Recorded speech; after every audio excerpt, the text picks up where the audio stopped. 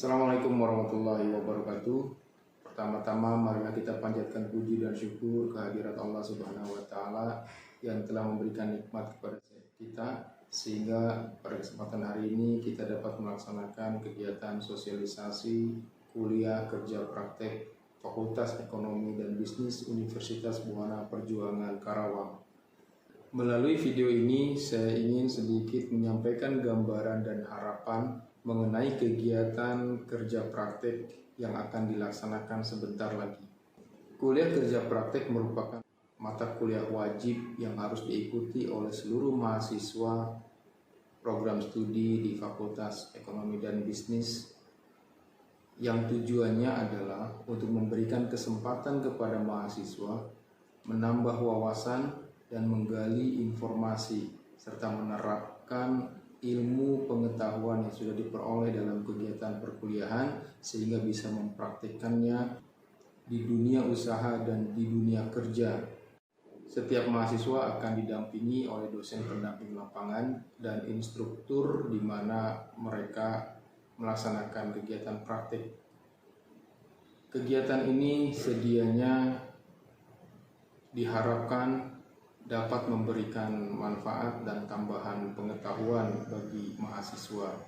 Harapan saya dengan pelaksanaan kegiatan kuliah praktik ini, mahasiswa dapat memperoleh kesempatan untuk meningkatkan kompetensi, mampu bekerja sama di dunia usaha dan di dunia kerja, mampu menciptakan berbagai inovasi, problem solving, disiplin, dan mandiri.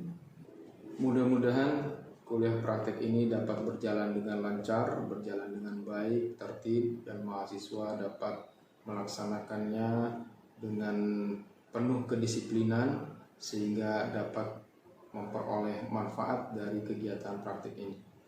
Demikian dari saya ucapkan terima kasih. Wabillahi taufiq wal hidayah. Wassalamualaikum warahmatullahi wabarakatuh.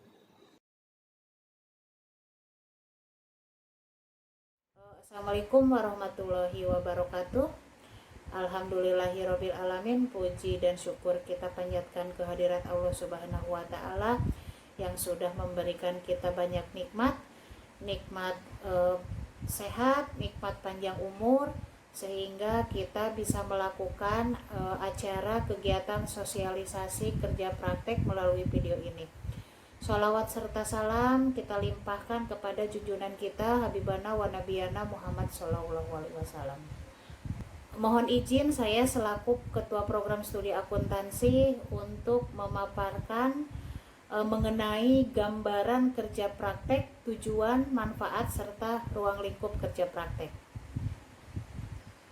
Perlu kita ketahui, kerja praktek ini merupakan mata kuliah wajib pada program studi, baik itu program studi akuntansi maupun manajemen yang ada di lingkungan Fakultas Ekonomi dan Bisnis. Nah, kerja praktek ini berupa kegiatan penempatan kerja praktek mahasiswa dengan tujuan untuk memberikan wawasan mengenai penerapan pengetahuan pada dunia kerja maupun dunia usaha. Mahasiswa di sini diharapkan mampu mempraktikkan mengenai pengetahuannya dalam menganalisis permasalahan terkait bidang ilmu program studi yang ada di dunia kerja maupun di dunia usaha. Mahasiswa juga dituntut untuk mengembangkan diri, mengembangkan inovasi secara keilmuan, sehingga nanti bisa berkontribusi untuk membantu pemecahan masalah di tempat pelaksanaan kerja praktek itu sendiri. Tujuan dan manfaat dari kerja praktek itu sendiri adalah pertama, untuk membangun mahasiswa yang siap untuk menghadapi permasalahan dan tantangan di dunia kerja maupun dunia usaha, serta memiliki kemampuan dalam menganalisis permasalahan di lingkungan kerja praktek dalam lingkup teknologi. Selanjutnya adalah mahasiswa mendapatkan pengetahuan dan pengalaman sesuai dengan disiplin ilmu di lingkungan kerja di mana mahasiswa melaksanakan kerja praktek baik itu di dunia usaha maupun di dunia kerja yang sebenarnya, sehingga mampu memberikan umpan balik berupa perkembangan keilmuan di dalamnya. Selanjutnya adalah mahasiswa diharapkan mampu mendapatkan data-data yang dapat diangkat menjadi masalah dalam memberikan masukan sebagai alternatif dalam penyelesaian masalah. Nah, sehingga dari data-data tersebut kemudian bisa disusun dalam bentuk laporan kerja praktik. Selanjutnya adalah mengenai ruang lingkup dari kerja praktik itu sendiri. Adapun ruang lingkup dari kerja praktik itu sendiri, pertama adalah magang industri, yang di dalamnya untuk magang industri itu sendiri bisa dilakukan di perusahaan, baik itu perusahaan jasa, dagang maupun pabrikan. Selanjutnya adalah organisasi profesi berupa konsultan, advokat, notaris, akuntan publik ataupun asosiasi profesi.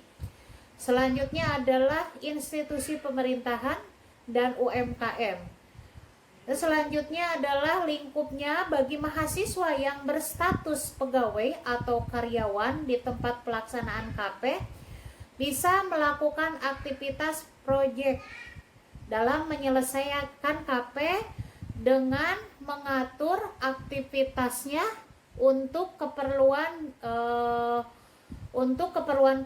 data-data tertentu sesuai dengan kebijakan dari perusahaan, institusi maupun UMKM di mana mahasiswa tersebut melaksanakan kerja praktek.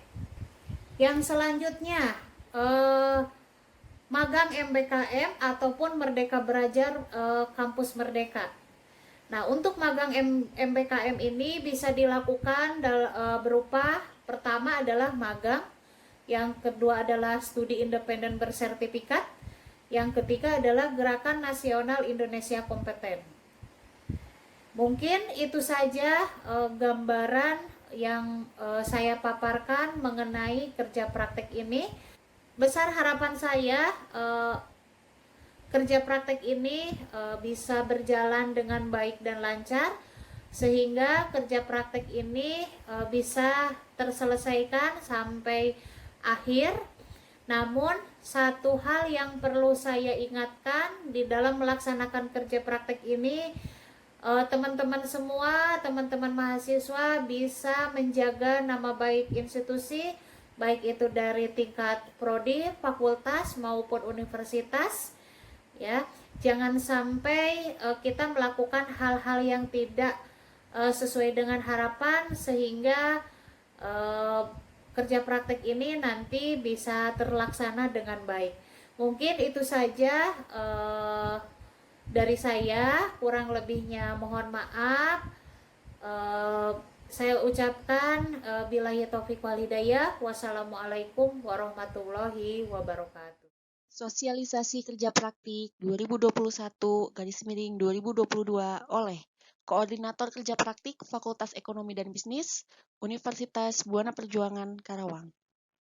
Kerja praktik atau magang landasannya berdasarkan buku panduan Kampus Merdeka dengan Permendikbud nomor 3 tahun 2020 tentang Standar Nasional Pendidikan Tinggi yang berisi berbagai bentuk kegiatan belajar di luar perguruan tinggi, diantaranya melakukan magang atau praktik kerja di industri atau tempat kerja lainnya, dan seterusnya.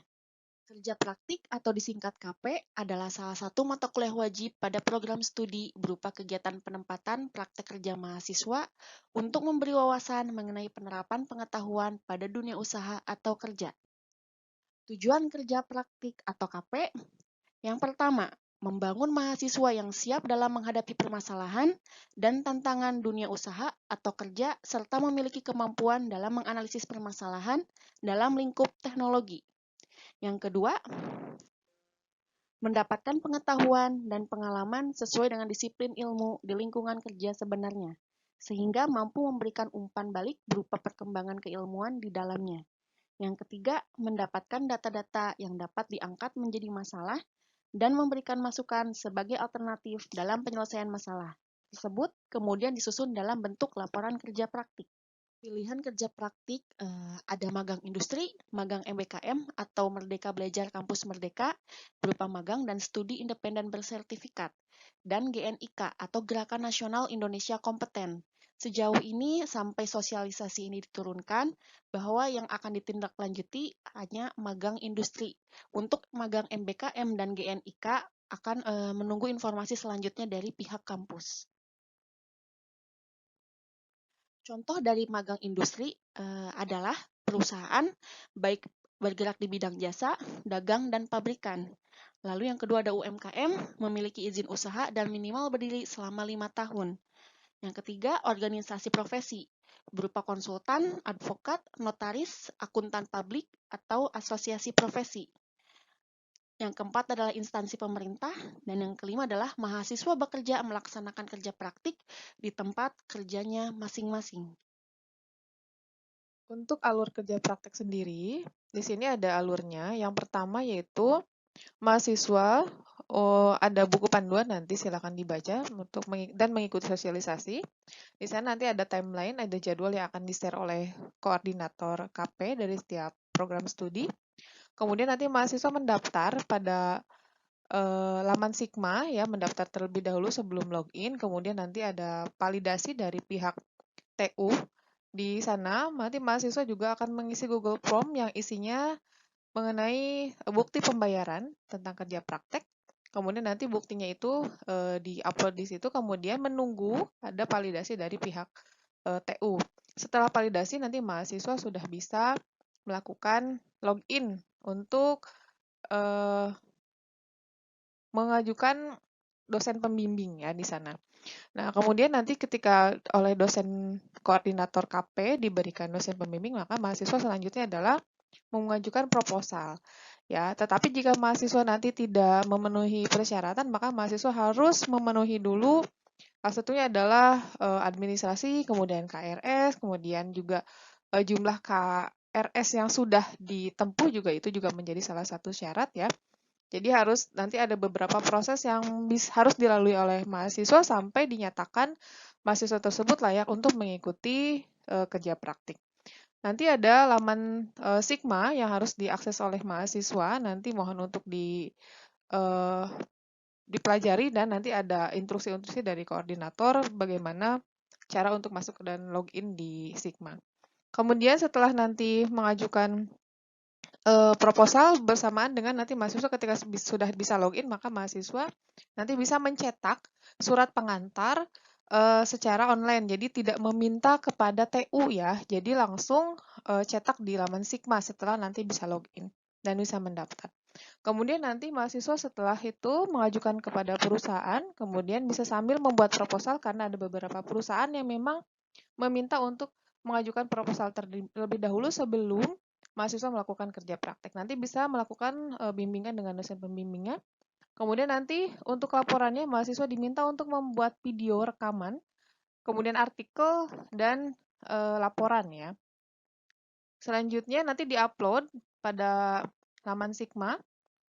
Kemudian juga ada ujian, nanti ada ujian KP, nanti akan diinformasikan lagi untuk ujian KP-nya seperti apa.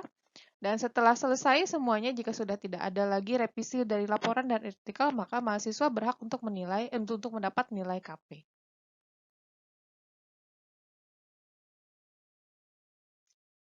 Timeline kerja praktik, kegiatan, waktu, dan penanggung jawab.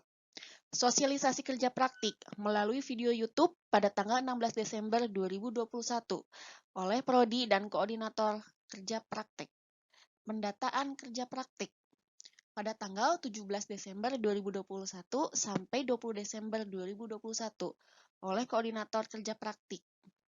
Pendaftaran kerja praktik melalui sigmafeb.ubp karawang.ac.id untuk program studi akuntansi pada tanggal 21 sampai 30 Desember 2021.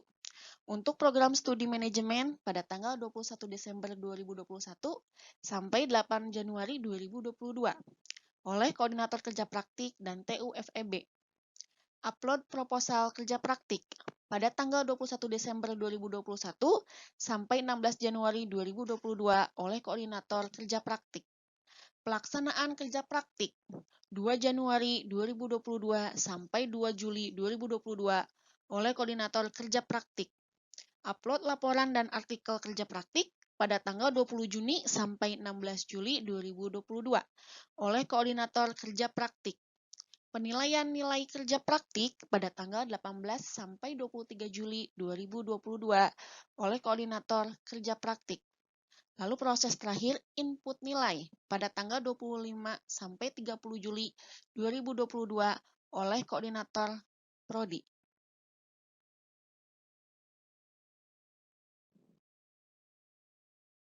Poin yang akan dijadikan penilaian dalam kerja praktik selaku penilai pembimbing lapangan untuk bobot kriteria sebesar 40%. Komponen yang dinilai, yang pertama, komunikasi, kerjasama, inisiatif dan kreativitas, disiplin kerja dan adaptasi, lalu penyelesaian tugas untuk bobot nilai 20, 15, 15, 20, 30. Sedangkan untuk dosen pembimbing, bobot kriteria 60%. Komponen yang dinilai adalah logbook sebesar 20, bimbingan 15, artikel 35, dan presentasi seminar sebesar 30. Sistematika penulisan proposal kerja praktik. Yang pertama, halaman judul, lembar persetujuan, daftar isi.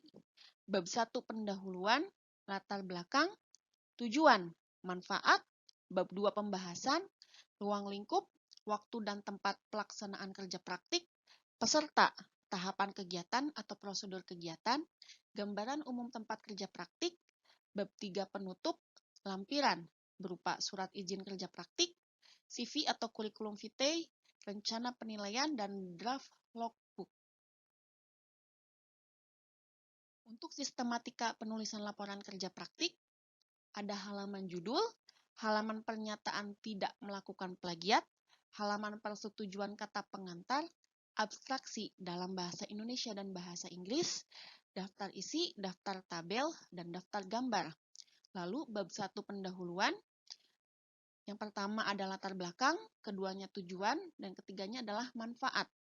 Masuk ke bab 2 berupa gambaran umum tempat kerja praktik, di mana berisikan informasi mengenai profil tempat kerja praktik, sejarah tempat kerja praktik, visi misi tempat kerja praktik, logo jika ada, struktur organisasi dan job desk singkat, ruang lingkup, waktu dan tempat pelaksanaan kerja praktik, tahapan kegiatan atau prosedur kegiatan. Sistematika penulisan laporan kerja praktik.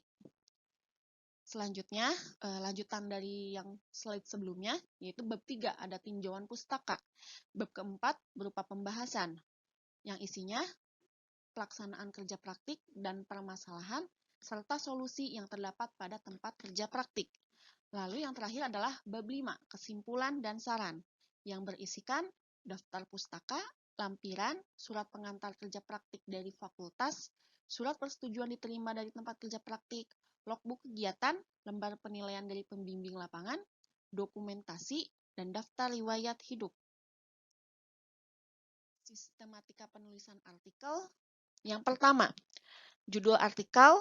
Kedua, abstraksi dalam bahasa Indonesia.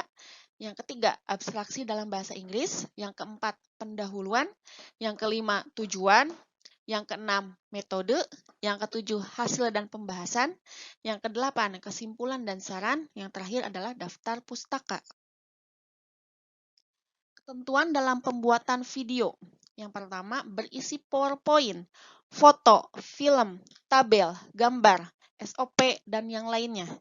Yang kedua, mahasiswa merekam sambil membaca atau menjelaskan PowerPoint-nya dan film yang ditampilkan. Yang ketiga, upload film hasil rekaman ke YouTube. 4. Cara upload di YouTube bisa dipelajari di www.youtube.com. Yang kelima, alamat YouTube ditulis di laporan kerja praktik. Yang keenam, menuliskan identitas mahasiswa, dosen pembimbing, pembimbing lapangan, nama perusahaan, dan jenis usahanya. Yang ketujuh, saat memposting video, wajib menggunakan hashtag tanda pagar manajemen UBP Karawang 2021 atau tanda pagar akuntansi UBP Karawang 2021. Berikut bagan hasil dari kerja praktik. Apa saja yang harus dihasilkan dari kerja praktik ini? Yang pertama ada laporan KP, yang kedua artikel KP, yang ketiga itu abstraknya, dan yang keempat adalah video rekaman. Berikut merupakan contoh lampiran dari surat pengantar fakultas yang bisa didapatkan setelah teman-teman sudah melakukan pendaftaran di Sigma FEB. Lalu berikut adalah lampiran dari surat persetujuan diterima dari tempat kerja praktik yang teman-teman akan laksanakan. Lalu ini adalah contoh dari logbook kegiatan kerja praktik.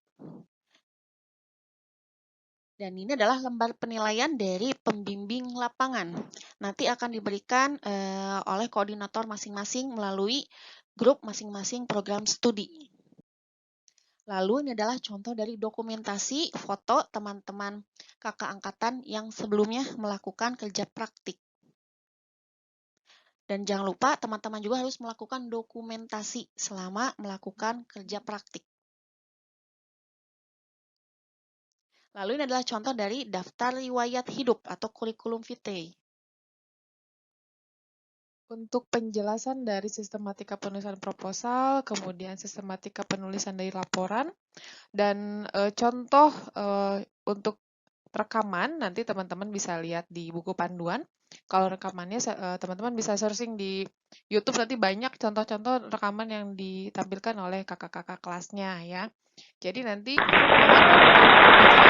bisa membaca buku panduan yang akan di-share berikutnya oleh koordinator program studi masing-masing. Terima kasih, mudah-mudahan teman-teman bisa melaksanakan kerja praktek ini dengan baik, kemudian bisa memperoleh ilmu, nilai dengan sesuai dengan apa yang teman-teman kerjakan dan bisa bermanfaat terutama untuk diri sendiri dan untuk universitasnya juga. Terima kasih.